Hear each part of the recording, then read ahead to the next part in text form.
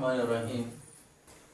ګوره محترمو مولیانو، تاسو چې کله ماشوم د مبني په لومړني قسم باندې پوهېږو ضمیر مرفوع منفصل باندې او دا ورته ووایي چې دا په ترکیب کې مبتدا واقع کېږي، نو دې به څه چې کوم دی نو دویم نمبر ضمیر دی چې هغې د ضمیر منصوب متصل وایي.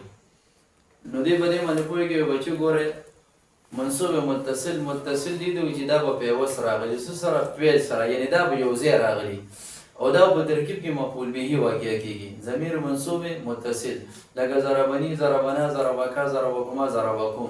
نو ته وایي چې دا ضربکا کې دا کا چې کوم دی نو دا ضمیر دی، کوما ضمیر دی، دا کوم ضمیر دی.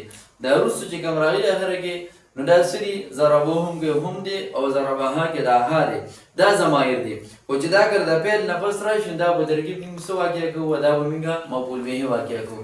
نو ګورئ طریقه ورسره د اجرا داسې وکړئ لکه دا ورته ووایي ضربکا. نو لومبې خو دې راته پوهېږي چې په دې کې ضمیر کم دی، نو دې وایي چې دا کاف پکې ضمیر راغلی دی، دا کم ضمیر دی؟ ضمیر منصوب متصل په ترکیب کې څه واقع کېږي؟ مفعول به. نو ګورئ ورته وایي بچي ترکیب ته دې وکړه ضربه فعل هو ضمیر فاعل، دا کاف ضمیر راغلی، کم ضمیر دی؟ ضمیر منصوب متصل په ترکیب کې مفعول به واقع کېږي. نو ترکیب په داسې شي فعل سره خپل فاعل او مفعول به جمله فعلیه خبریه. دغه شان ضربوهم کې ضربه فعل دا و ضمیر پکې فاعل دی او دا هم ضمیر بچي دا کم ضمیر دی؟ دا ضمیر منصوب متصل دی په ترکیب کې څه واقع کېږي؟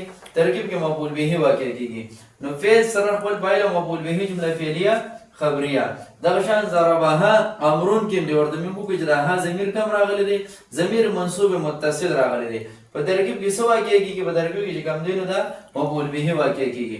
امرون ولا فاعل دی، نو فعل سره خپل فاعل او مفعول به جمله فعلیه خبریه شوله.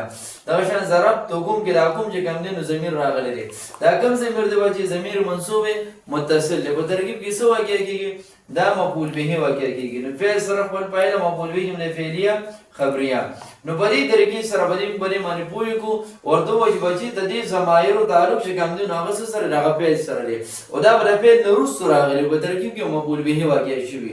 او بیا ورته وایي ګورئ چې د دې نه مخکې موږ کوم ضمیر ووایو نو هغه ضمیر مرفوع منفصل و چې په ترکیب کې مبتدا واقع کېده، هغه موږ مبتدا ولې جوړو او دا چې کوم دی نو موږ مفعول به ولې جوړو. نو موږ ورته دا یو نشانه ورکړو چې هغه ضمایر ګورئ هغه به مخکې راغلو، لکه هم دلته کې راغلی دی او هم دلته کې راغلی دی، خو دا یو ضمیر دا هم چې کوم دی نو دا مخکې راغلی دی، په ابتدا کې راغلی دی، دا جمله د شروع شوې ده.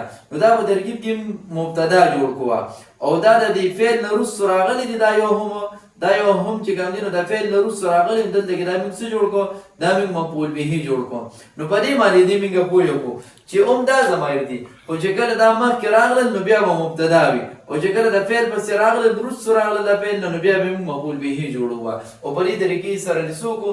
د سره کوم دی موږ اجرا وکړو چې دا ضمیر څوک یا دا وپېژني چې د فعل نه پس کوم ضمیر راغلی دی، د ضمیر منصوب متصل و په ترکیب کې دا مفعول به واقع کېږي.